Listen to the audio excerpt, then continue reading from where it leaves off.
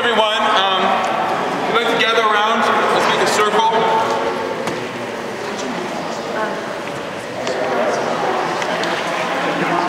We're just told that there's a tour happening over there, so we're trying to disrupt there. Maybe they'll want to tour us and join us as well. And try not to block the entrances. If we could push back a little bit so we can leave entrances clear, that would be wonderful. Thank you. Why don't we just go ahead? All right, well. Are you live streaming? Yeah. You want to hold it? My name is Leon Jensen. I've been invited by a few different people to facilitate today the second General Assembly of Occupy Olympia in the Capitol building. It's a very historic day. There's been a lot going on the last week. The eviction of the camp and a lot of organizing, and there have been many achievements over the last 2 months that we'll be talking about a little bit today. We've crafted an agenda to value everyone's time. The facilitation working group and some other people have put together an agenda to really honor everyone's experience, everyone's time, and to value what we all have to contribute to this growing movement that is really still just beginning and gaining momentum by the day. So thank you for coming. I wanted to, one of the first things we were going to do is have a thank you and appreciation for all the work that people have put into this movement and all the work that people have been supporting in many different ways. We're going to switch the order here, so we do that first, and then I'd like to interrupt. Consensus. No. We've been asked. Wait, what do you tell me? We've been asked if we could just scoot over a little bit. There might be better acoustics. Acoustics in this room are actually really good in these two spots. The way the acoustics are in here, we're echoing right now.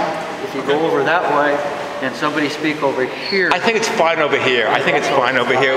We should determine where we want to be, not there. Okay. I have a question. Can anyone not hear me? You're good. Mike, you're good. Okay. Sounds like most people we can't hear. Okay. I think if we keep our voices to a reasonable nature, we'll decrease the amount of echo. So first off, we'd like to thank and appreciate everyone for coming today, and also think about all of the work that people have been putting in over the last 2 months, more than 2 months into this. People who've been doing things like doing the laundry down at camp. I'd like to thank those people. Woo! Thank you, laundry people. I'd like to thank the people that have been sitting by the phone at all hours of the night doing jail support during the week of action. Thank you to those people.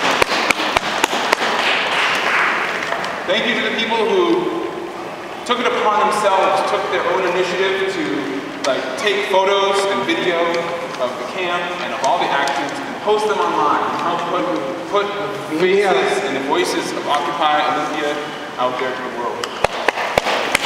And we were going to, and I wanted to take a few minutes to harvest other roles, other groups, other people that you feel have, maybe just trying to honor the diversity of participation that this thing has created and how it's inspired so many people. So I'd like to take some time now and allow people to share their own personal gratitudes, people that you've seen working really hard, and things that you've seen people do that you really appreciate.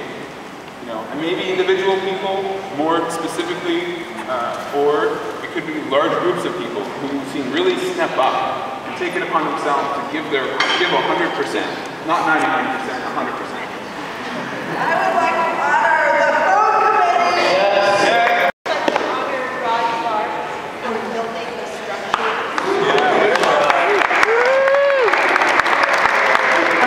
He's so humble. And taking them down. I'd like to honor Mary for her energy and charisma. Right on.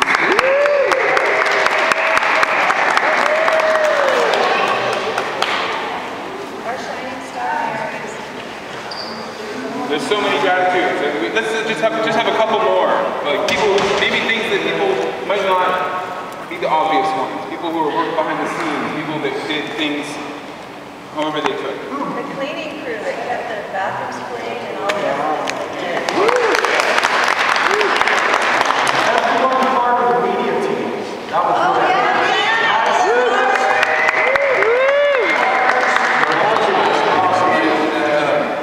I'd like to thank Media Island for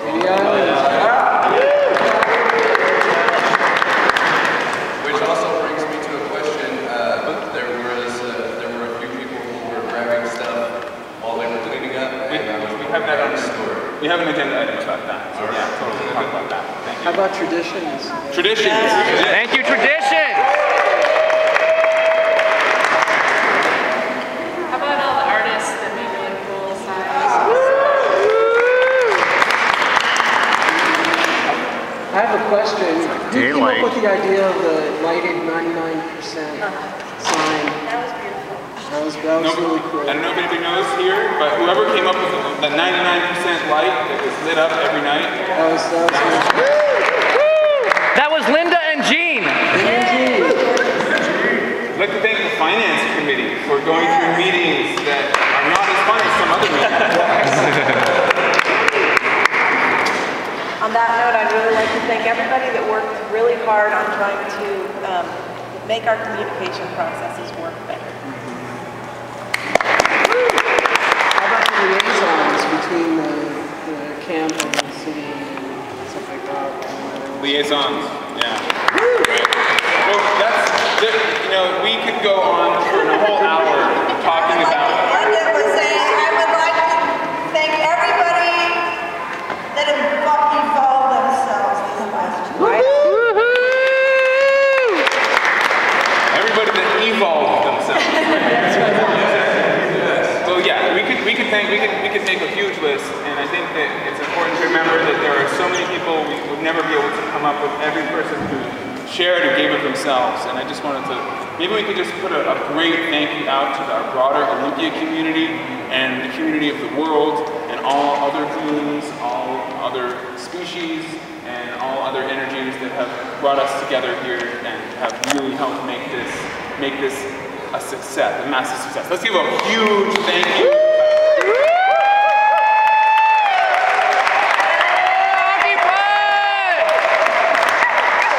So, what we have on the agenda today is a few things, and we have a beautiful opportunity here to enter into, to come together, tie up loose ends, look towards the future, and look at how we can reorganize ourselves to become even more coherent, more sustainable, more empowering, more inclusive, and more effective. Effective. Yes. And first off, I wanted to talk a little bit about consensus. And we have one, I believe, proposal tonight about the schedule for upcoming General Assemblies and debriefings and other events over the next 2 weeks. And so with consensus, we'll be discussing the proposal, like asking for clarifying questions about the proposal, which will be a conversation, and then talking about concerns about that proposal. And then if concerns are addressed, we will then ask for shows of consensus, and you can use hand signals, which we have a whiteboard that has the hand signals on it, but you can twinkle up if you agree and you like the idea. You can do that at any time during the meeting when anybody says something that you would like to just echo or lend your support to. We would have a call for stand-asides, which would be like that, kind of like that. And there's a call for, and then there'll be a call for strong concerns that are blocking concerns. And a blocking concern is something that's used very, very rarely. It's something that it feels like the concern is based on a fundamental principle of the group, that the group is being, that the proposal would go against the basic values and tenets of the group. And so it's a very serious thing. It's used very rarely. Usually, one way that you can think about it is that some groups use, some different groups use, is that if you have a blocking concern, it means that if the group goes ahead and passes that, goes ahead and does that thing in spite of your block, you would feel like you needed to leave the group because you felt like it would be out of integrity for you to stay in that group. So a lot of people will stand aside, but it actually invites for much deeper conversation about, you know, it allows the group to think about whether, you know, we are willing to go forward with something that would make someone feel excluded from the process. And that's one of the values and benefits of consensus, is that everyone feels invested and part of the process. So we have a couple other hand signals. One is direct response, which is for factual corrections if someone says something, and it's only for factual corrections. Like if somebody says, oh, we're having a meeting at 6 o'clock next Thursday, and and it's actually on Friday, and you want to say, no, that's actually Friday. So it's only used for things like that, not for opinion. And if you start a factual response with, I think, then the facilitator, in this case myself, will say, I'm sorry, but that doesn't sound like a factual response, you know, and that doesn't sound like a direct response. And so, are there any questions about that? Great, okay. Let's talk, we have an announcement and a discussion. We got a question over here. Oh, Angie. Yeah, sorry to be a pain in the ass, but I don't really like the way this GA has been running. Okay. There's been a call out on the website and from the press release that we do the debriefing today. There are people who came here today with proposals. It doesn't sound like anyone's going to listen to any of them. It seems like this is just getting steamrolled through with this group of people who decided already what was going to be done. And if this organization is going to be the future of the Occupy movement at Olympia, this is not how it should be running at all. Thank you. Thank you for sharing that concern. Yeah. Let's talk about that. Let's lead into that, because there were people who talked about how to move forward, because we've obviously been fragmented. We don't have a camp anymore. So let's have some discussion about that, because I think that's a really important concern to address. Can anybody? Rod? I think we all have a lot of ideas. Can you speak up a little bit? I think we all have a lot of ideas to get out there. We're not going to do it in a big group. I actually think we can do it in small groups, present ideas, work on things, and then bring it back to the big group. I see the GA.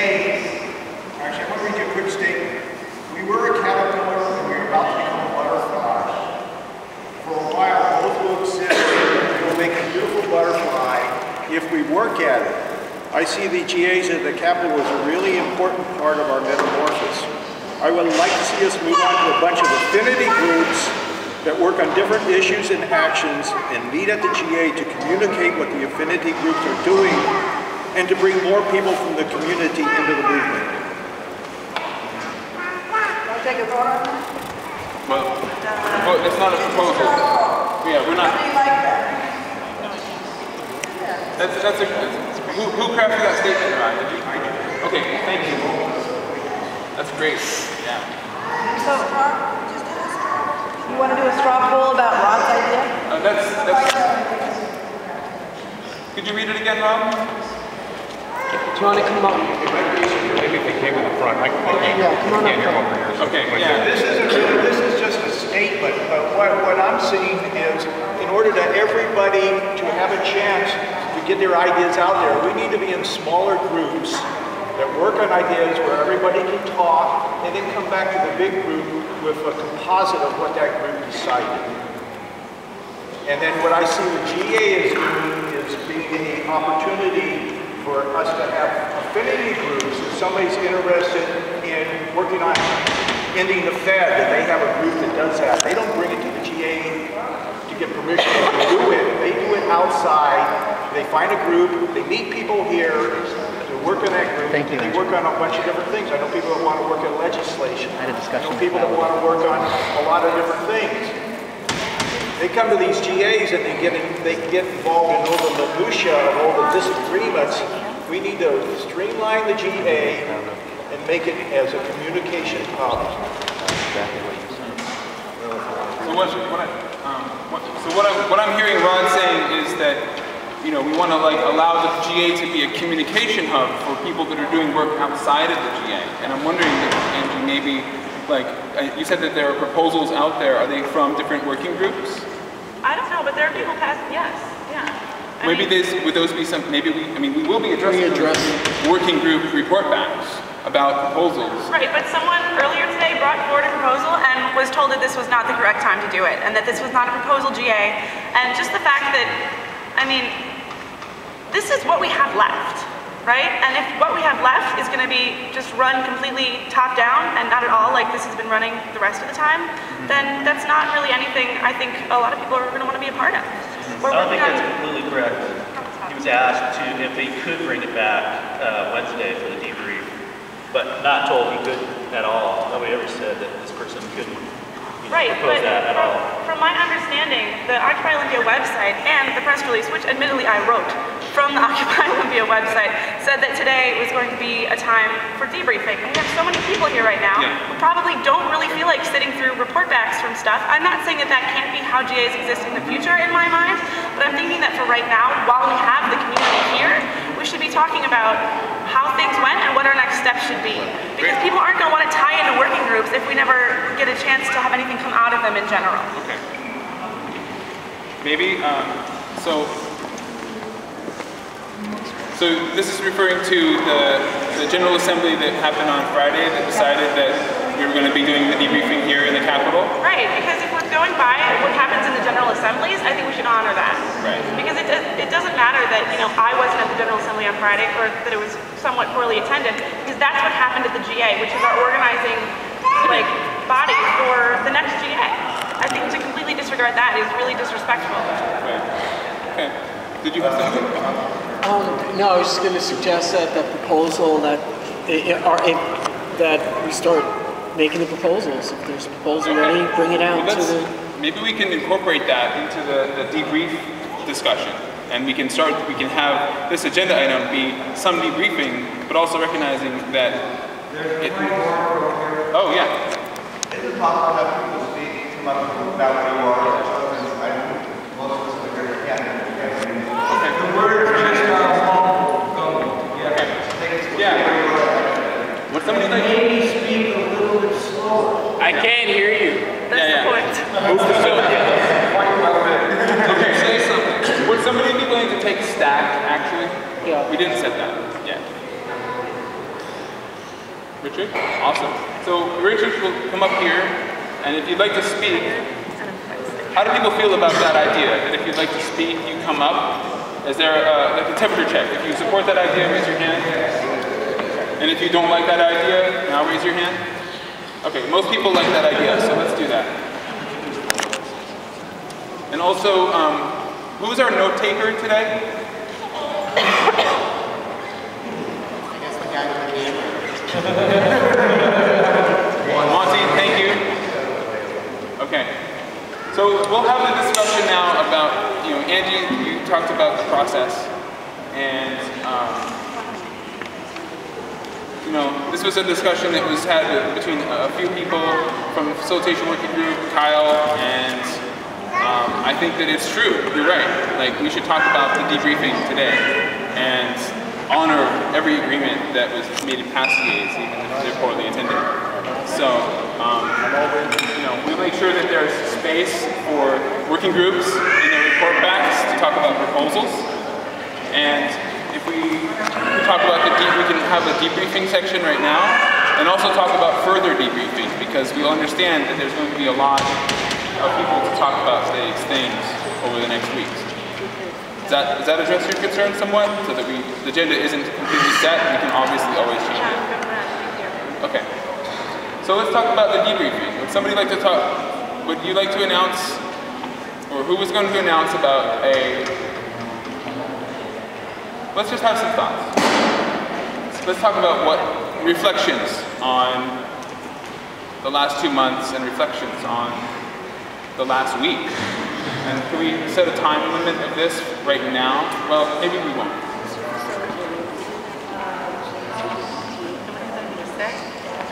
I don't think we should set a time limit on it. I feel like this is probably the most important conversation we can have right now. So we just kind of let it go.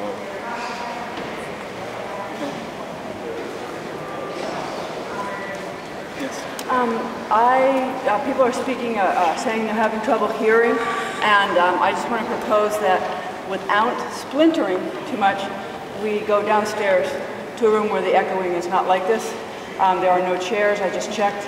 It was the room we were in last week. It's the Columbia room. The door's open, it's wide open. So, I mean, it's completely empty. So, that's a proposal I have. Okay. Let's do it. I mean, we're a little bit... How do people feel about going downstairs to the Columbia room where there's less of an echoing problem? If you support that idea, just give a hand. And we can hear. How will others be able to know you're there? Last week, people just came into the building and looked for us and found us. Some people, I don't know. I was just going to say, because in the paper it all says Rotunda. Would someone be willing to be a greeter and stay up here for the meeting and help direct people downstairs and help them find the room if people come in late? What? I'm going to take a cigarette break. Okay, what's your Corey, do you know where the Columbia room is? Yes, right downstairs here. It's right in the center. Okay. It's labeled. Okay, so let's migrate downstairs. It sounded like most people want to do that. It's in my car. Sorry. Got my due, got my roll. When the GA is over, man, I'm the guy. Did you bring your camera? Okay, good. I might run out of SIM card space. But we're gonna live stream this video that I'm taking right now with the Procaster.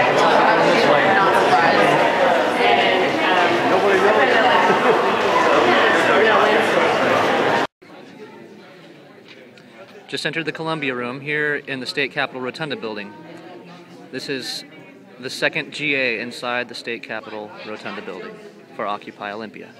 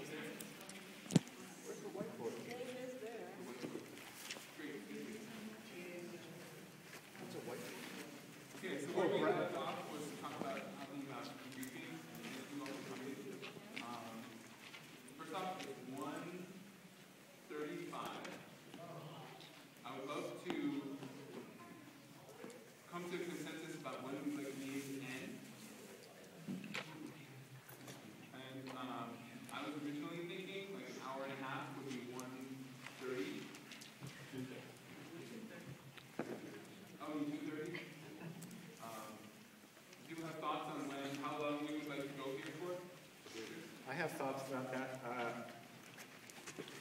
I think we all get impatient. We want the discussion to end, but there's nothing more important than the discussion that we do here. And if it takes until midnight because our interest is so high and because everybody needs to be heard, then so be it. I don't believe in setting time limits on these types of conversations.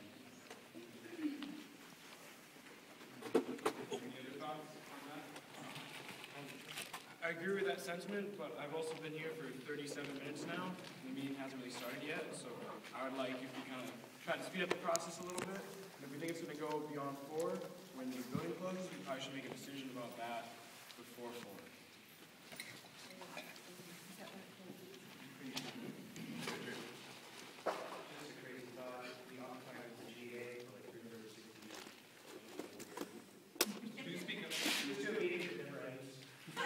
I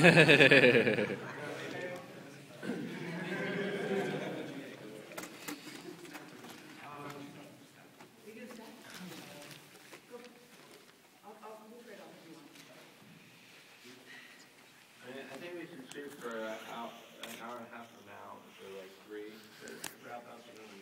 competition can continue at that time. If we decide at 3 o'clock we want to continue till 4, then that's good.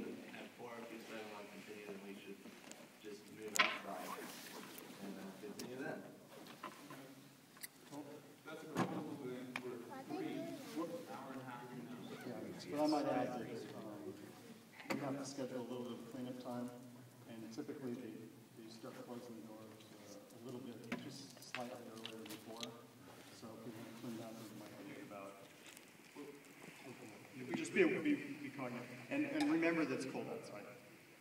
Okay, so temperature check on 3 o'clock. How do people feel about 3 o'clock? Yes? No? How about 3:30 in here? Definitely out by 4 to 4. How about we just get started? Woohoo! This is what's killing us. It's a little... Arguing about a timeline. Yeah, go. Stay. We're going to have a discussion on we have a debriefing. Let's go over the agenda real quick. We have a debriefing discussion and discussion about future debriefing. We have a strategy update, which is also a proposal from Kyle Tanner. And then we have to report back on action and do a follow-up and clean up from the actions of the last week and committee reports. Can we just gut the agenda and just do a debriefing until the meeting's over? No. Okay. I just feel like it's really important to have as much time focused on reflecting and next steps as possible, and I'm not sure if we really need an agenda. Or maybe we should make an agenda about how we're going to talk about reflection. Okay. That is a proposal in the strategy update about how we can do that. Two things, but I was thinking maybe we should clarify a little bit by what we mean by debriefing so that we can keep the conversation focused. And maybe it makes sense if that strategy update proposal affects some of these other things. Maybe we should move it up the agenda and at least we know what it is. Did anybody else get the proposal emailed to them, or did Monty, did you get a chance to print it out? I tried to print it. It had a driver issue with the printer. I could not print the proposal. Okay. Would you be willing to, let's do the strategy update first and about the schedule, because it also affects debriefings, and then we can get into the deeper debriefing. Okay, how do you still feel about that? Just do it. Okay. Thanks. Monty, would somebody be willing to read this proposal from Kyle?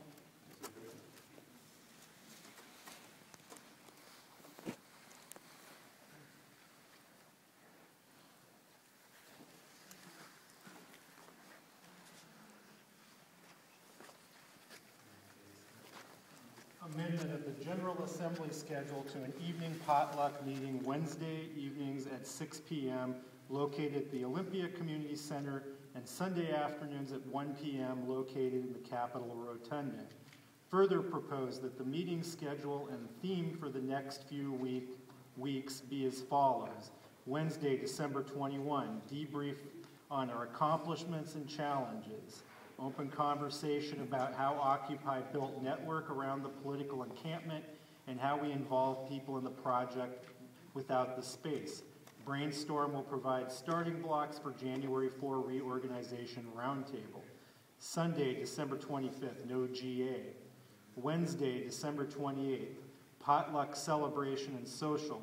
Let's honor each other and laugh together, focused on inviting new friends and faces to set up our reorganization roundtable on January 4th. Sunday, January 1, no GA.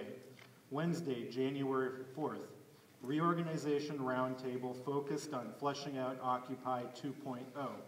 Regular GA scheduled to follow after January 4th. This proposal is informed by the practical considerations of not requiring 4 GAs a week without encampment considerations to think through as a group. The layout of the next few GAs is guided by a desire to create a careful, safe space for the debrief and a dedicated space to just be social. We need to get our batteries charged prior to launching Occupy 2.0 and expand our circle to bring back those who have drifted away and create new relationships with unaffiliated supporters. The next few weeks of less activity give us the opportunity to tie up loose ends with the camp, fulfill our holiday commitments, and engage in the outreach to make the next phase of Occupy Olympia more inclusive and more powerful. Any questions?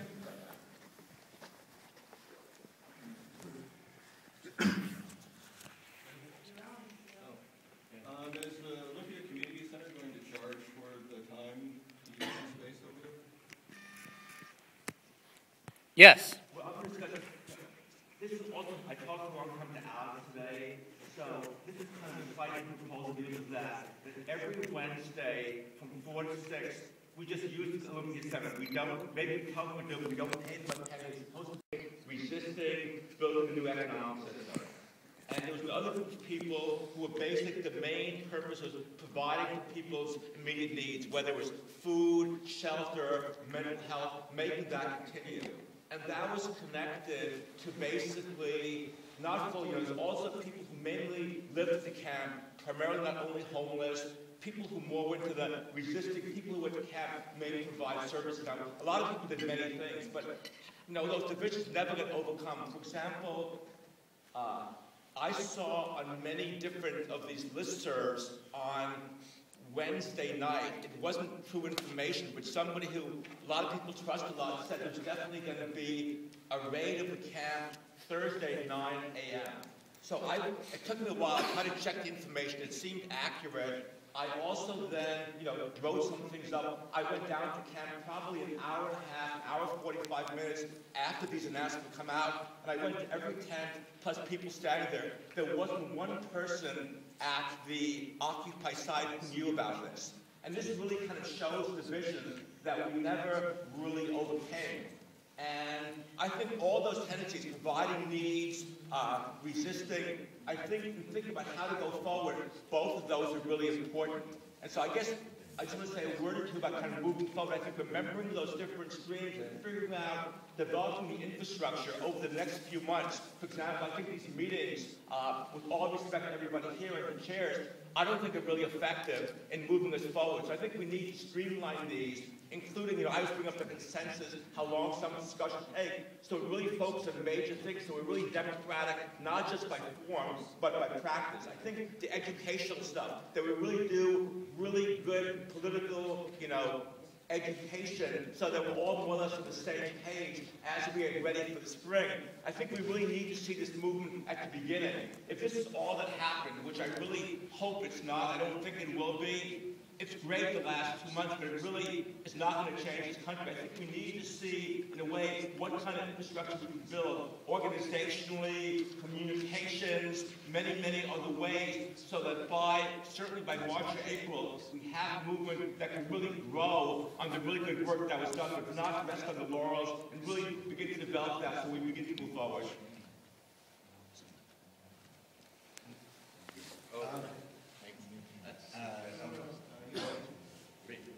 Yes, cool. All right. For those who don't know me, my name is Otis Driftwood. Okay. I just wanted to, along with what this gentleman was saying earlier, about our checkbacks from the different committees. I have noticed in quite a few GAs where a lot of the committee members, there weren't committee members there to make checkbacks, and I think they need to start it so people know what's going on. If you don't check back the GA, what are you doing?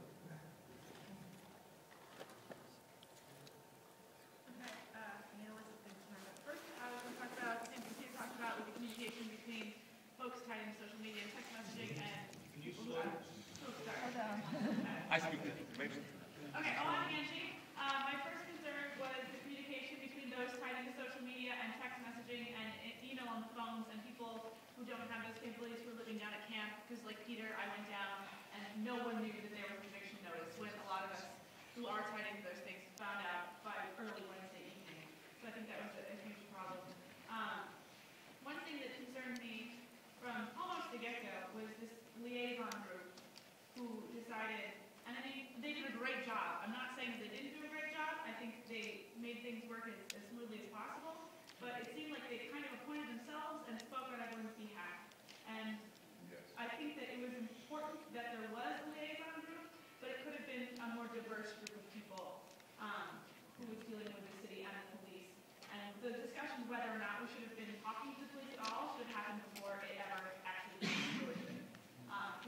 a lot of decisions were made on people's behalf, and that's not how this has been working. Originally there was talk at camp about having, you know, different privilege working groups and privilege discussions, and that seems to have been really poorly attended and completely thrown out the window. I'm really guilty of this myself, but usually people with the loudest voices don't have the best things to say. And it would be really nice for me and for a lot of us here to keep ourselves in check and to really have the discussions that we need to be having, and I need to be having, in order for people who wouldn't necessarily step forward to be able to keep their line on the same level as everyone who can yell really loud. Going back to some of the press stuff that happened Thursday and Friday, since the stuff that went on with the banks, there's been kind of a reformation of the press team a little bit. It's still a lot of the same people, but there's a team of folks working on press releases and stuff now, so hopefully they're going to come out a little bit more often. The media team is, you know, spread pretty thin, and the live streaming was having problems. I know that at some point we had a couple hundred viewers, so someone found it somewhere, but farther on in the evening, we'd all been out on the ground for 24 hours, and a lot of our phones had stopped working, and the servers weren't working well inside this regulatory center, so it was hard to get live streams out. You know, everyone was doing the best they could. And then the last thing is, when we started camp, we were talking about having a really strict no drugs, no alcohol policy, and while I understand that's not always the most practical thing, I think staying that line, at least in the media, would have been really important. Because you can't police what people are doing at camp, because this is people's homes, and just like people can't necessarily police what I'm doing in my home, I can't tell people what to do in their homes, whether they're apartments, condos, tents, sleeping bags, whatever. But I think that it would have been really important to put that line forward to the media, that this is a completely no drugs, no alcohol camp. Whether or not people comply with that, that's not really my business. But I think about halfway through, that idea completely got shut out, and no one, I mean, even pretended that it was a dry camp.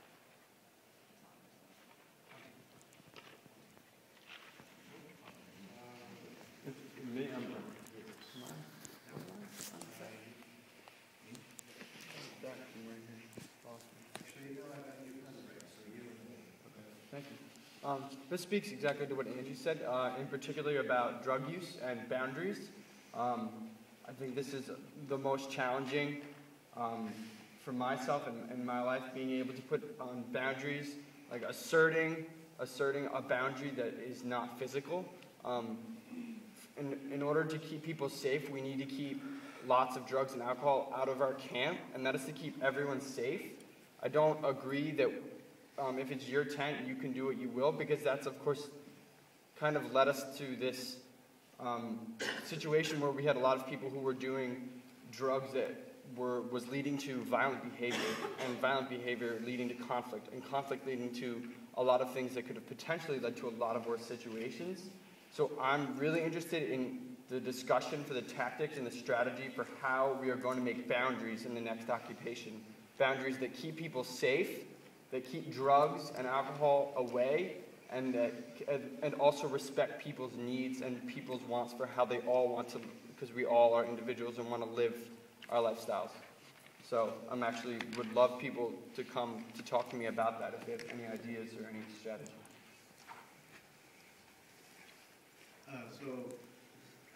Coming from groups, I'm Darren, that are all about formality and authority and organization. A lot of those groups were just astounded at how successful this movement has become and from the beginning. And so, in a large aspect, people are just, they don't know what to do. They're astounded, they don't know how it happened. So that's a huge, it's amazing that it happened. And it's amazing what you've accomplished so far, what we've all accomplished. The second thing is organization, don't let it be your enemy. I think a lot of the critiques I'm hearing come from less organization. More organization could be better. So the idea, I think, of working groups or affinity groups, whatever you want to call them, I think is a great idea. So let organization be your friend, and I think you can start addressing a lot of these issues that you're figuring out. Thank you. Hi, my name is John. John, and I've been working at trying to get points in people's critiques, so this will be a helpful reference list to folks. If you feel like you're not getting your points across, but be pre-directing. I am hard of hearing, and I'm counting on my neighbors to help me out here and getting all this stuff. I don't want to address like what's going on here with this whiteboard over here, and then if you want to see a criticism, get on there. A lot of them you have to do communication and organization, so sometimes I have to write a line for every grievance to express. I'm taking pretty detailed notes as well, and we'll try to send them to somebody that you can do.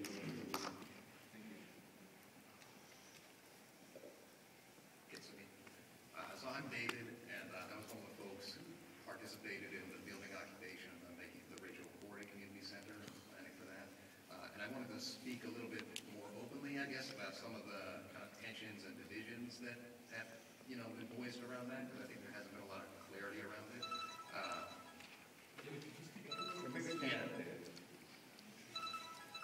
So, Otis and Rebecca, for example, had brought up the issue of, there not being a clear plan for how to deal when the police came in and, the camp being divided and so on and so forth. And, I think that, there's definitely a lot of good critiques to be made of the way in which that building occupation took place. And there was, there were a group of us that got together a few days ago to do some of that reflection and self-critique.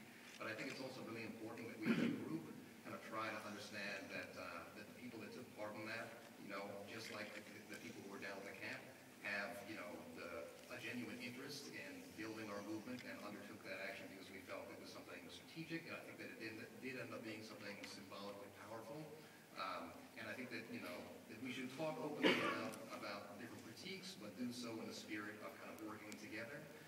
And, so for example, some of the critiques that were raised around the camp being divided, I think are really valid, and I think have a lot to do with this lack of clarity around what we were really doing and what we expected to happen. Like speaking for myself, I expected that, that the camp was indefensible in physical terms, that we could have made a stand, but it would have been a symbolic stand because, an open camp against, 60 cops on riot gear, and it's not a defensible situation. Whether or not that's true, I think is another discussion, but it's just an example of there needing to be kind of more clarity around what it is we're doing, and us all kind of being on the same page about it. And I think that, at least with the people who are participating in the planning process for the building occupation, I think that a lot of the problems had to do with, low capacity in terms of people and energy and so forth, and that, and not just kind of a disregard of a lot of the concerns that people have brought up. So let's just, kind of try to talk about it in that spirit, and I'm personally very interested in talking with anybody who has critiques and outside of this circle, so I just kind of want to bring that up. Yeah, I think that we need to come up with things that we're going to do outside of the Occupy camp going forward. I think we need to think about that now. I just wanted to mention that there's a group of people who are working on having a conference in February, and that would be basically inviting groups from all over the country to come to Olympia, talk about Occupy. It's going to be horizontally based. It's going to be a social forum. We're kind of calling it Occupy Solidarity Social Forum. And we have people in New York City, right? Danny Kelly's in New York. He's probably talked by Wall Street about it. And, we have a sponsors that are looking at helping to cover expenses around travel and other things. And there's a meeting at 4 p.m. at Media Island for people who who are interested in getting involved with something like that. It's not occupying, but I think it's a good chance to work on our ability to organize and also do a national level, conversation about, in face-to-face with as many people as we can get to come. So it's a really brief turnaround, so if people are interested, please come today at 4 to meet up.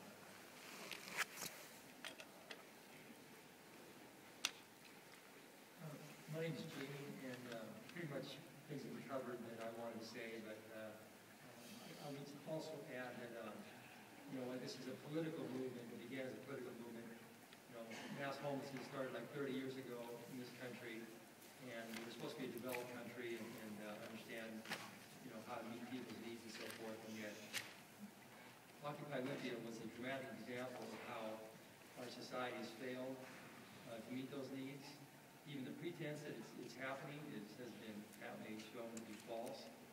And you know, even in its own community, it's available even through the worst of the rain in November. You know, the Salvation Army was half full. Either people couldn't stay there, or they weren't allowed to stay there. They'd rather be in the rain and the snow and the cold and so forth. So it's just a recognition that there's a long way to go, and this has helped highlight the deficiencies. And many people are and have addressed how we might move forward on that. But so that's all.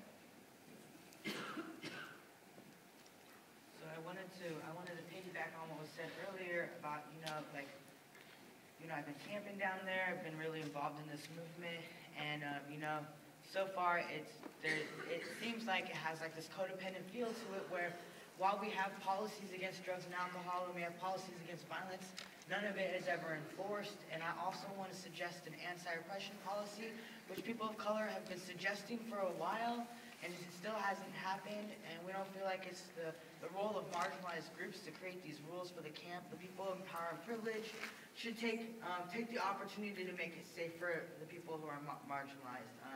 And it's really sad because I know when this movement started, there was really amazing, strong people of color, such like Ben and Britt, who are no longer willing to be a part of this anymore, and finding a hard time to get other people of color involved.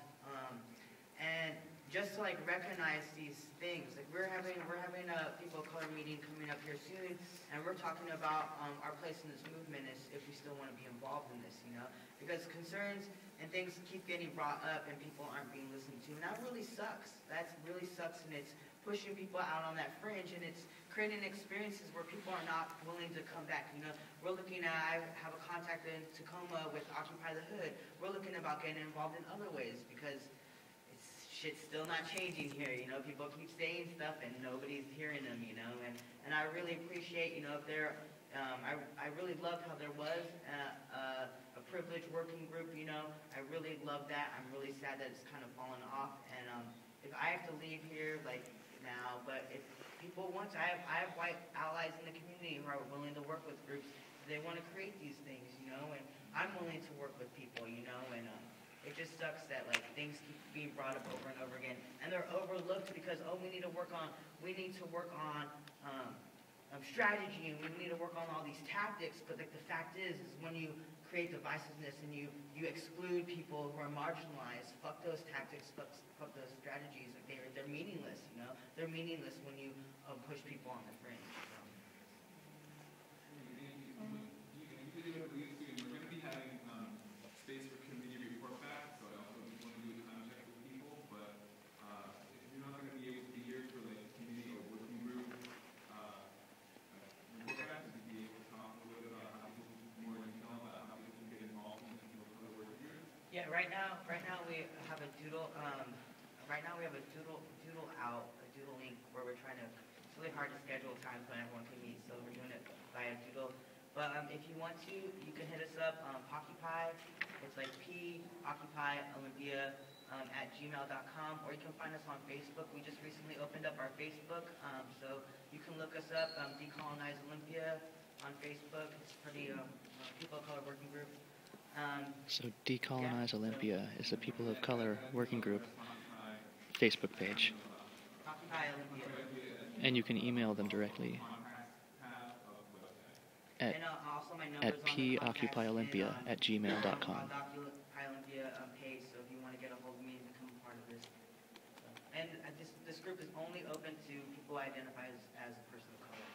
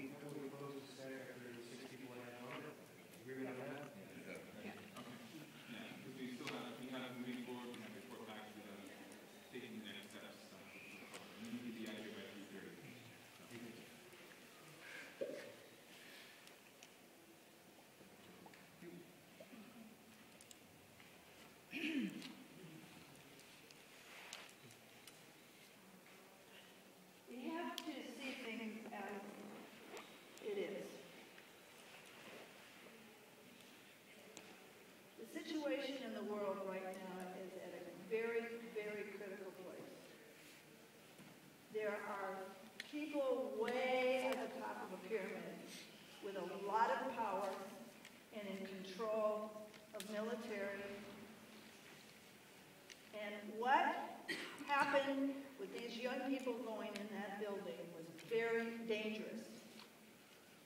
It was never brought to a GA that they were going to do this. I make a point of trying to get to every single GA. Many of us worked very hard to protect them. And something horrible could have happened. I want every person to realize there is no principle greater than your life. We are to live. That is the greatest principle there is. So I want every young person to follow SS, and that doesn't mean Secret Service of the Nazis. SS means save yourself. Don't put yourself ever in harm's way. This is not a little political movement. This is a global revolution. And they're going to try to take it down. We're moving into the community now. We're having real discussions. We're building critical mass. These actions that were done like in the 60s, that's in the past. We are evolving into something bigger now. It's changing consciousness. It's changing the way we view life. So my criticism is we don't need to do any of that anymore. What we're doing now is we're building critical mass.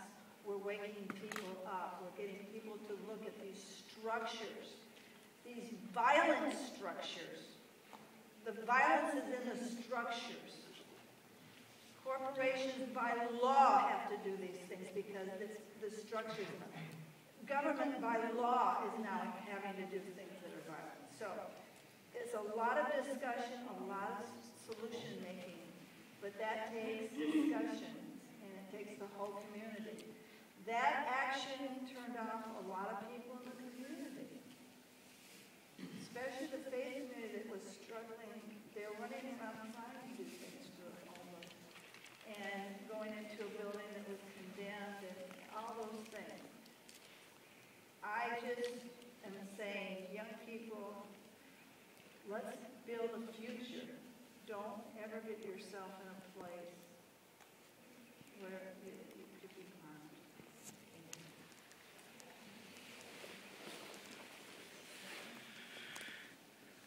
Well, my name is Olympia, and I just wanted to let everybody know that me and everyone else that was involved in the taking of Rich Quarry Center,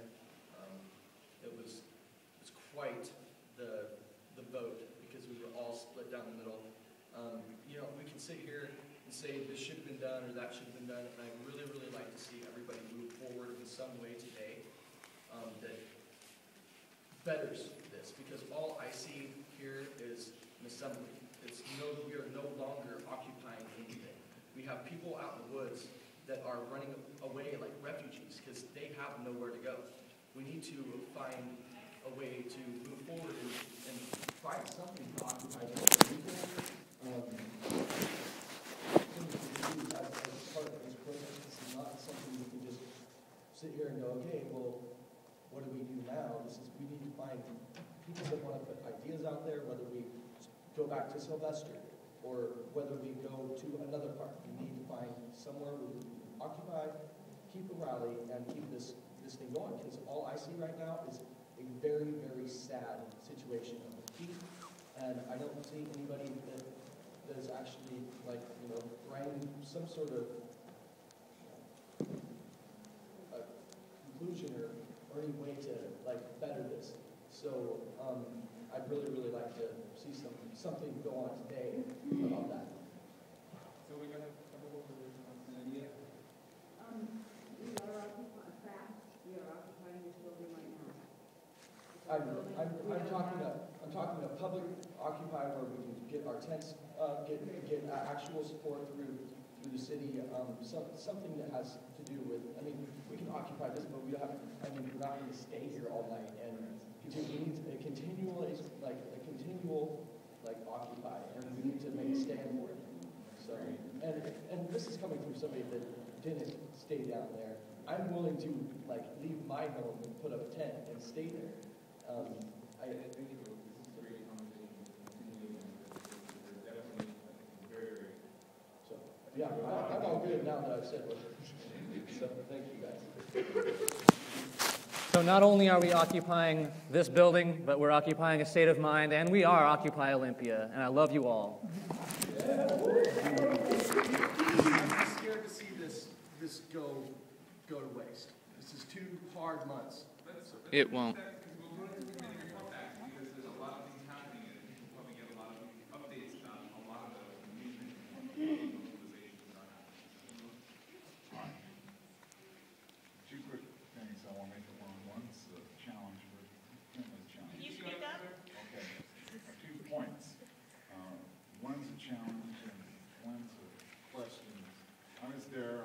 What went down with the Rachel Corey Center. I want to just object ethically to what I heard. I'm a paralegal. It's not true that nobody there could have been arrested for trespassing. I object to that. I don't know where you guys are getting your information, but there was a lot of young people there.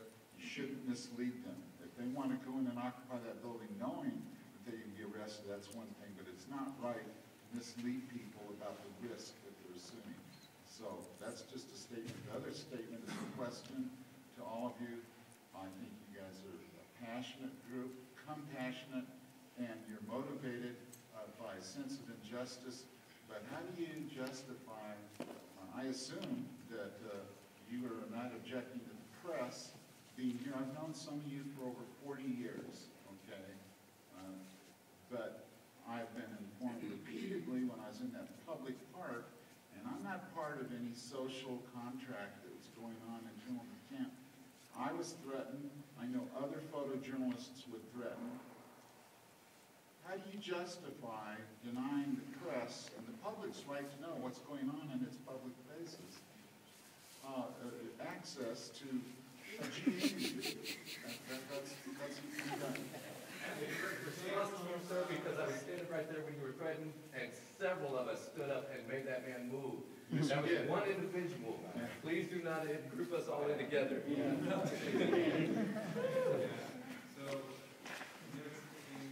I just have 2 factual corrections. First correction is around the building being condemned. The condemned signs went up after the building was cleared by the police, number 1.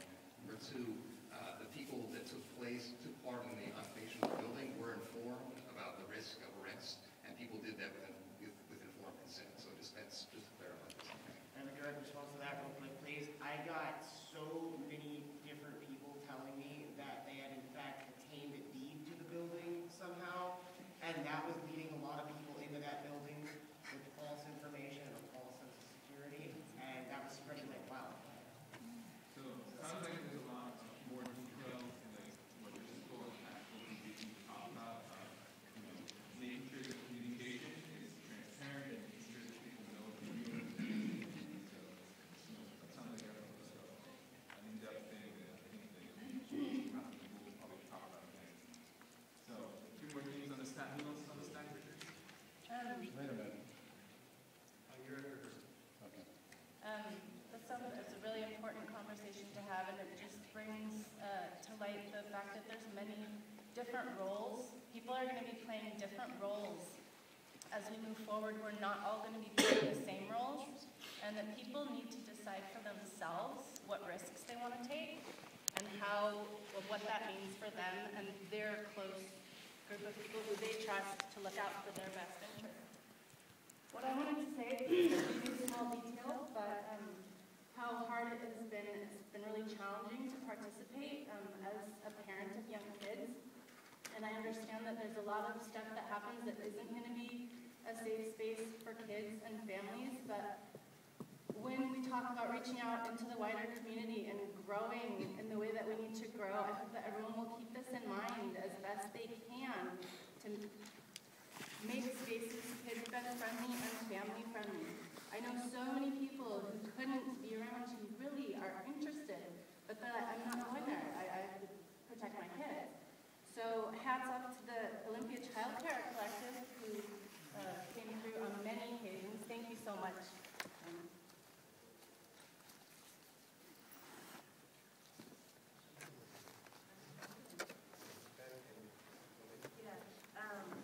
When you talk about setting up camp again, it actually scares me a little because I had to stop coming to do food because I had to bring my nephews with me when I did because I take care of them.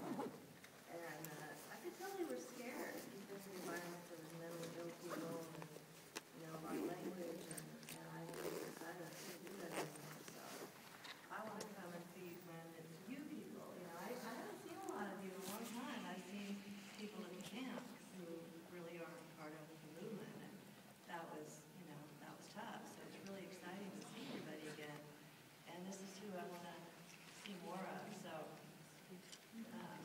also I wanted just to touch on what Sandia was talking about, and also Tracy, the scheduling, the calendars. You know, we did this calendar. It's what you set up, and it was a great tool for us, for the food committee, and we started using it for the art committee also. But, you know, if somebody awesome here that knows a great system that is a better calendar that you want, you know, the whole movement to start using, I'm totally up for that. And, you know, I would even be interested in having a meeting together with media and, you know, getting all the groups together so that we all communicate on a calendar and, you know, when there's events and who to feed and when and all that, you know, I'd be interested in if anyone else has any better ideas. Because that was just, Sandia, that was just what we, you know, had to use and as best we could. And, you know, so. Can I have a couple questions?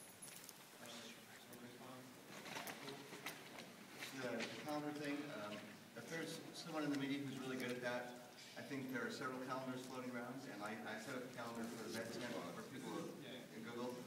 And just give me a name like, thank you. There's a few more people on the staff and emergency, it's getting a little loud.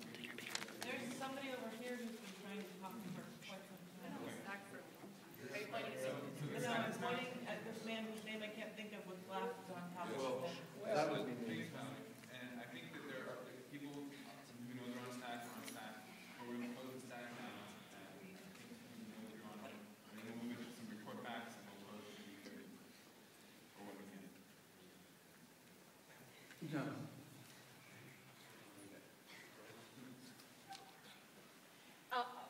My question is, I think this fits here. How many people who were in the camp who consider themselves to be part of this movement are homeless now? Does anybody know? Is there? That's part of the census that they integrated the kind of public community.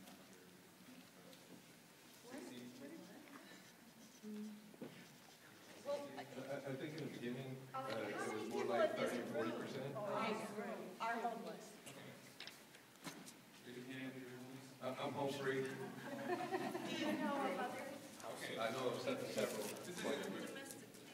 Okay, that's all I wanted to know. I just wanted to get a sense of who in this room is homeless. My name is Will. I want to talk about the Rachel Corey Community Center. That was taken over in solidarity with Occupy Olympia. It was not done in the name of Occupy Olympia. I would like to stand up for older people. We're not all concerned for our safety. I could think of nothing better than to die on the barricades for something that I believe in. Thank you. Thank you.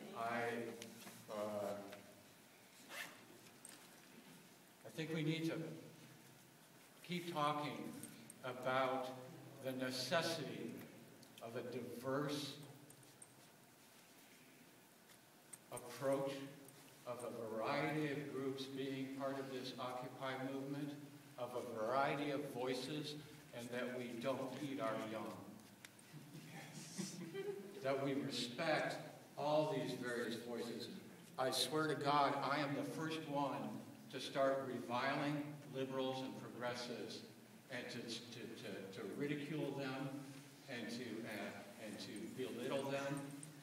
And I have to take a look at that. And I have to be willing to be uncomfortable with that because I'm disrespecting their true beliefs. I want the same from all of us throughout this community. We are not going to speak with one voice. We are not going to have one set of tactics that are going to be agreed on by everyone. We are going to prevail because we have such a variety of voices and beliefs and tactics. That is the only way that we are going to prevail. I'm going to ask Occupy Olympia to make public this statement. Occupy Olympia stands in solidarity with the establishment of the Rachel Corrie Community Center in abandoned or donated buildings for the purpose of serving the needs of a community abandoned and neglected by the state. What we're going to do is we're going to do everything better than what's been done before. And we're going to do it because there is such a variety of us. Can we make sure that gets into the notes so that we can publicize that? Yes.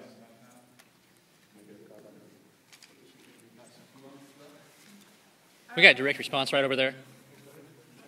I propose that the name be either changed or clarified. I have no issue with standing in solidarity.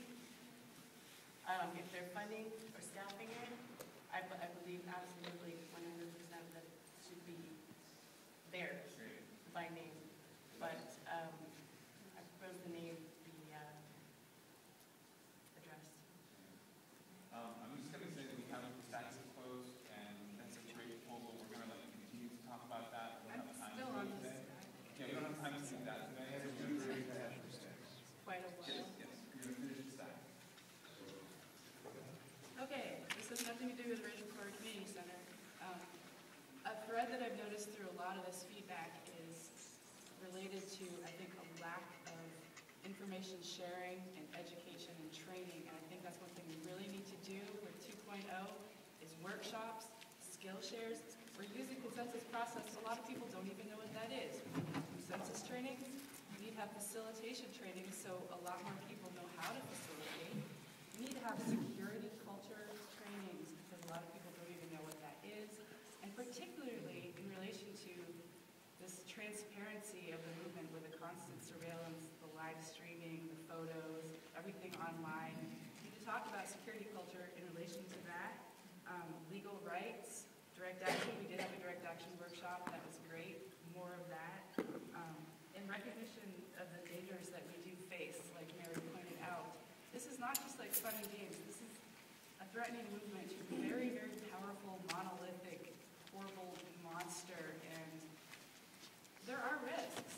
And we need to talk about what those risks are and like ways we can mitigate those risks and keep each other safer. And so I just want to see more trainings, more, we need to print stuff out, hand it to people, like, I don't know, share information so people are making more informed decisions about how they participate. All right. So the very first thing I want to do is I want to ask a question because this is the first time I've heard the name of this place. Did we get permission from this girl's family? Anything about Rachel Corrie at all to use her name for this community center? Then I suggest that we stop using her name for our community center. We are Occupy Olympia. I've had a direct response to this for a while, but facilitation isn't helping with that, so I'm a direct response to that. So, yeah, so two things. So first of all, the name, the Rachel Corrie Community Center, was something that was consented upon, consents by the group that took part in that occupation. It's not clear to me how that's going to be circumvented by this larger group. Secondly, while the Rachel Corrie Foundation has not provided some kind of material support and their consent was not obtained beforehand, I personally spoke with Cindy Corrie last night and she voiced her support for our naming the Rachel Corrie Community Center. Okay, well, that answers my question. Well, then I have no problem with Rachel Corrie Community Center. All right. If we have permission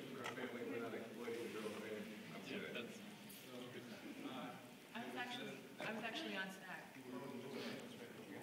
for quite a while.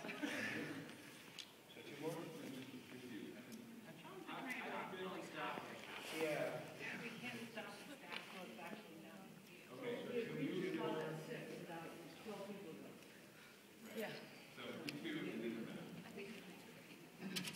Okay, first up, you know what? How did anybody ever have a revolution or a movement before without technology? I mean, you'd think that everybody was just like, oh, God,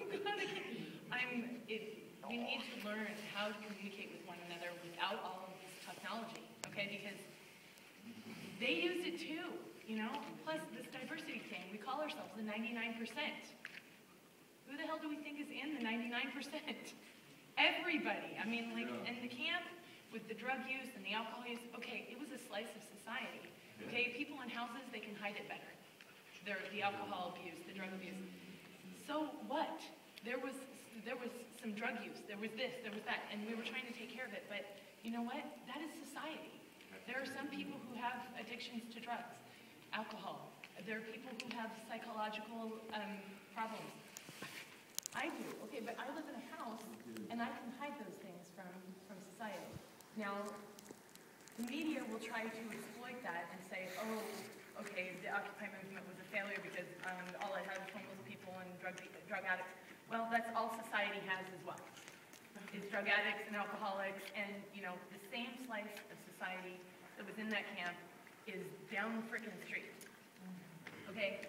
But the big thing is that we need to learn how to communicate. I agree with, oh, I forgot your name. Otis? No, she's in a black hat. Caroline. Although I agree with the technology being on the table, there needs, everybody's like, well, I couldn't find it on the website. I couldn't do this. Well, you know what? If we can't find it on the website, then that makes us come together and ask a human being. Okay? We find it. Find it. I mean, I didn't find all the information that I get online. Thinking about the positive accomplishments of the local occupation are really great, and I'm not trying to cut them off, but I was just thinking, I think it would be good at some point in the near future to kind of move on to a strategic assessment of where the occupation is at now and how to move forward, because those seem to me like pretty big questions that don't have clear answers. It's just, you know, actually, I was just going to say, I don't know if I was taken right or wrong here, but I applaud this movement. That's why I'm here. And all I was saying is some people on the outside are being drawn to it, and they definitely are, because we are the 99%. Need to know some of those other things to kind of go forth. And so every word you say about yourself, they read, and that strengthens your movement. Because as somebody just said, it's been very peaceful. It's been one of the longest encampments that I've seen. And I've watched New York, San Diego, LA, blah, blah, blah. And so I just want to say. I think when we come to the committee reports, you will hear a lot of the activity that's going on. Yeah. Usually they're at the beginning of the meeting, but we're going to do them, I guess, later. We're glad you're here. Yeah, so thank you. And there was mentioning that there are a lot of strategic assessments and things that are critiques and like naming challenges that we were confronted with throughout the last couple of months. And so let's continue talking about these things. And I'm wondering, there was a third whiteboard. Is that around? I actually know where it is. I'll look at it. Is that Yeah, I left behind. Yeah, maybe we could have someone like put down on a whiteboard as we go forward, like some of the critiques, some of the challenging things, and there's a lot of good things, but we can sort of really record that as we go. Okay.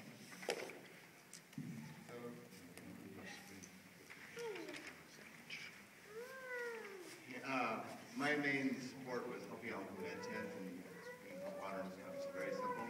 But I would love to, and I'm sure this has been addressed, but I've seen maybe more music, maybe along the lines of Woody Guthrie, where everyone sort of sings along. Just a thought.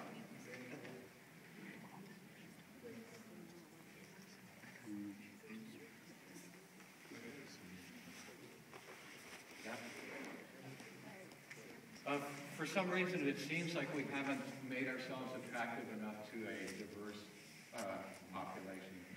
We're almost all white in here. We're mostly middle class in here. And I don't really have any ideas about how we do that, but apparently we're not doing it. So that should be a discussion that we have. I just want to clarify something of what I was saying. I think critiques are really important, and we should have a conversation about those, but also just kind of a discussion about, where we're at in the sense that I feel like across the country, kind of the first phase of the Occupy movement is kind of coming to an end, and people are trying to, think about how to take a lot of the ideas and, kinds of experimentation with, direct democracy and self-organization, and trying to think through, what moving on to a new phase in that movement looks like, whether that takes the form of the same kinds of physical encampments or some other form or something in addition to that. But so that's kind of part of what I meant by figuring out exactly where we're at locally and how to move forward. First, I have a question. Are we finished with the whole congratulating ourselves for the things we did right? No. Oh, okay, because I've got a concern on some things we did wrong, so. Well, what I need is, what I'm saying is that I think what I heard is that there are a lot of more strategic assessments that they were talking about, and I think we should also not limit ourselves to just congratulating ourselves about the things we did. They went really well, and our accomplishments, and allow a more broader discussion about where we are and our the evolution of Occupy, and also the critiques of things that could be better. Okay, so I think one thing that we need to do before we occupy anywhere else and make an encampment is to come to consensus on a clear-cut plan on what to do when they come in to remove us with force again. Because this last time we didn't have a plan and everybody was scrambling and going, oh God, what do we do now?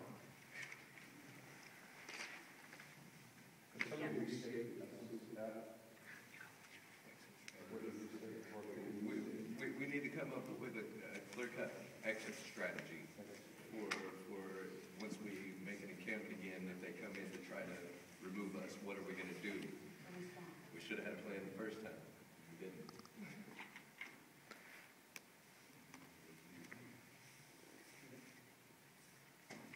Point of clarification.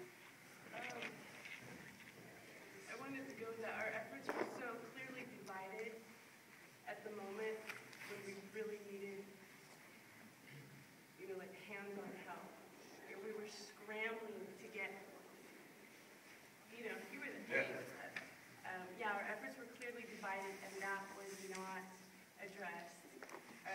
The people who knew about it. Those of us who stayed and I would like to have said defended the camp with the numbers of how few there were, it was impossible. And we were at that point just scrambling and salvaging whatever we could to get folks back to the alleys or blocks or wherever they were going. And it was,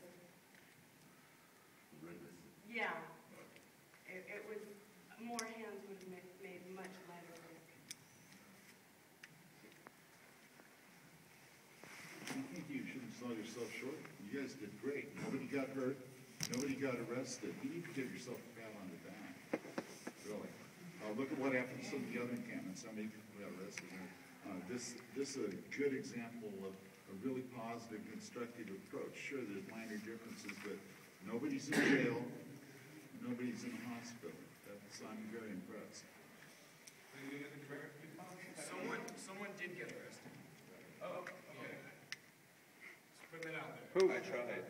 But they get arrested because they wouldn't arrest me. I don't know their name, but at the Racial Quarry Center, one person got arrested for trespassing. Okay. So there was an arrest.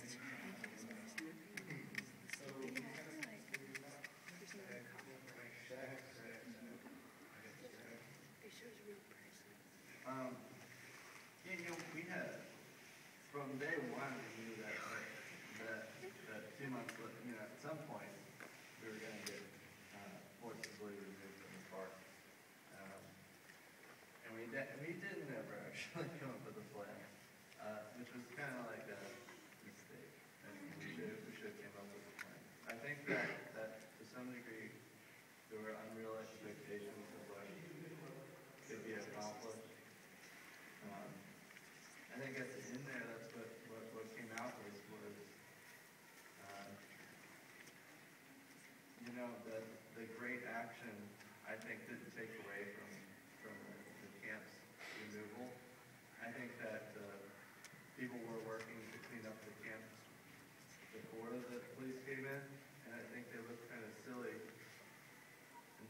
some regards, because it was clear that like people were starting to take down their stuff and had been doing it at that point where I was like, didn't have the time to continue, and their response was totally overblown. I think it was like one of the best stories that we could pull out of it. And so, but we should, in the future, if we're doing projects, whatever project it is, and I hope that we don't get stuck on Occupy, because it's great. It's kind of like a symbol of us doing direct actions of all different kinds. So I don't want to camp in tents all the time in this room. It's okay. But I just hope that we do think of like exit plans. Where are we trying to get out of an action, and when do we say, okay, stop, and how we roll out of those actions? We need to know those before we go into action. One of the things I was struck by was the sheer number of mentally unstable people that we attracted down at the park. These are people who didn't seem to have a grasp on what a sanitary condition is. And there didn't seem to be a whole heck of a lot of support for these people, mental health workers especially. So I would like to see maybe somehow to know that this is going to happen, know that we are going to attract mentally unstable people to these future movements and have a way to address them, to work with them, to get them help. I would tag on to that, in addition to what else I'm going to say, that I don't think it's just, when you say get them help, I think about mental health workers coming in, but really, what I was thinking about what it was like to be there for 30 in the morning and trying to help people fold up their tarps and seeing how many people were really there to help do that and how inadequate that really was.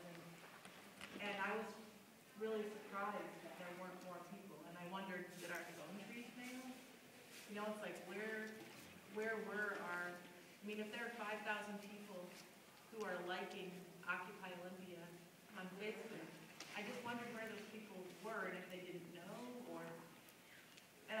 so I think that a learning that we can take from this is that, at a point of crisis, we really need to figure out how to communicate the needs to the people who aren't able to come. And also to be really clear that, as one person who was there, I found it to be completely overwhelming because there were so few people. And I had to keep reminding myself that I can't do this all by myself. I can take care of this person that I'm standing in front of for as long as I can stand and be out here and be cold. But if there had been 25 of me, which isn't actually that many people, it would have gone a lot better. And so I think there's a communication issue. And I also think it's really important for us to talk about, in my mind I'm calling it a culture committee. And what kind of culture do we want this community to have? And earlier on I was thinking about just the culture of care and concern and how we talk to each other, just in a meeting for one thing, is a kind of culture, but also a kind of looking at, are we respectful of what people can do? Are we giving people enough of an opportunity to say that I can show up in this way and I can show up this much, and are we saying, good, that's good? And so we're encouraging people to know that what they can do is enough. You're speaking? Well, I was just going to add, I don't know whether it was Josh or Jenna, but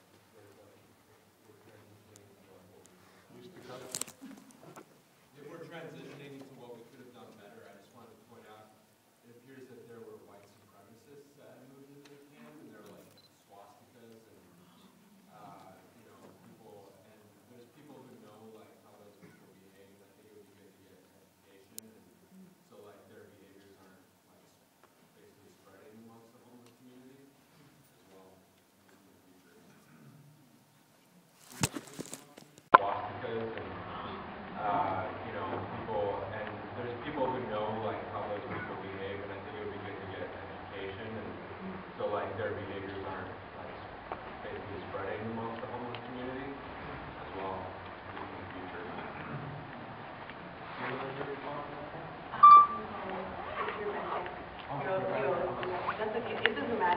I know, I interact, that's kind of my thing, I interact with the guys,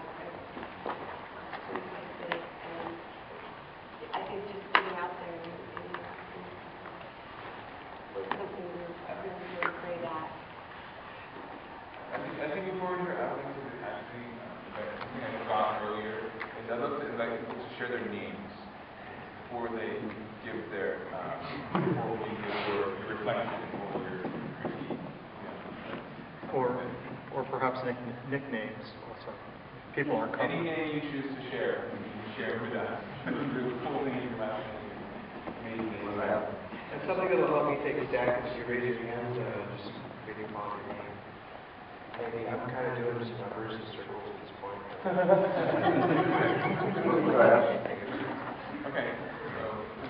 So, next here is.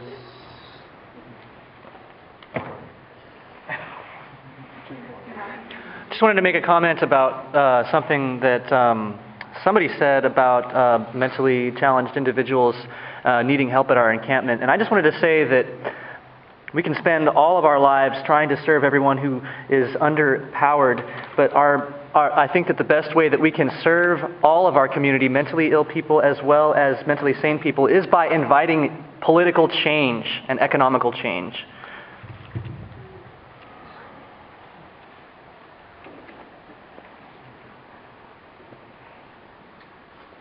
My name is Tracy, Food Committee. I'd like to follow up on communications being a challenge. Knowing it's difficult in our situation to pre-announce events because there might be some counter to that. But I just didn't get enough communications. One example was the day of the banks. That day the bank march went down, and I wasn't prepared for enough food because I didn't get enough communication on that. But I know there's a problem with communicating what we're going to do in those kind of senses.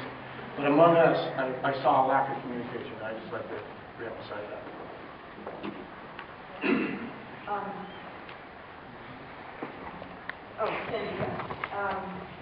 Along that line, and with food in particular, I mentioned at one meeting, and I'll just share it here because it relates to a number of things people have said about communication. If we're depending on the same ways of communication as the 1% are. So, flyers and talk to the people. Who cares if it ends up being a little bit like telephone? I jumped on board to bring meals, and I started talking to other community members about doing that and going on to the website, including the calendar. It was very inaccessible. I spoke about it at the last GA meeting, last Sunday ago. But I think when people mention having a calendar like the meal calendar that people can put on like the small groups, which I also don't want to be called a affinity group, but I want to be called working groups, because affinity groups is about action stuff and this is more about other stuff. So that's another proposal I'll make. But the calendar, something about the website, and part of me has felt really guilty and really like a nag, sitting at home, comfortably, in and out of working and taking care of things at home in my apartment, to not be more involved. I kept getting on the website, and even to the last day, what's happening, from midnight to the next day, and there's almost nothing on there. I mean, the immediate posts, the most urgent things, the most, update, current, like what's happening right now, what's needed, and the meals calendar just were inaccessible to, or very hard to find, or only Facebook. There's a lot of people including me that don't do Facebook, and many people, a couple handfuls, said to me when I talked about the meals, that they had gone on and they couldn't get on the calendar because it was just Facebook. So I would love to be involved if there's any way to communicate, I don't know, whatever. As somebody sitting at home in my apartment who's not coming at all, being involved, wanting to see what's happening. And even the night of the eminent midnight, there was a guy walking around telling me that he was live streaming on Global Revolution and Occupy Olympia. And I had been looking on live stream Olympia for the entire day, nothing but old stuff.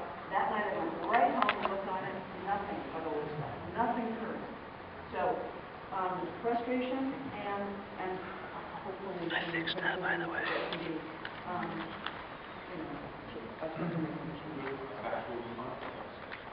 The link for the food calendar was sent to occupyolympia.org as well. It was on that website as well, not just Facebook. It was in a place that it was not defined as the meal calendar, it was defined as the committee calendar, and people didn't find it, and I told people twice it's not findable, because you put it up higher, so you guys know what it is, and it wasn't sure. It was sent to the occupyolympia.org website and requested that it be put on there in some respect, in some fashion, so that it can be found outside of Facebook. Right. How it was presented, I'm not sure. Exactly, and I tried to find out who could change it again, and I didn't get a response, or didn't get changed. I think it's really wonderful to like hear all these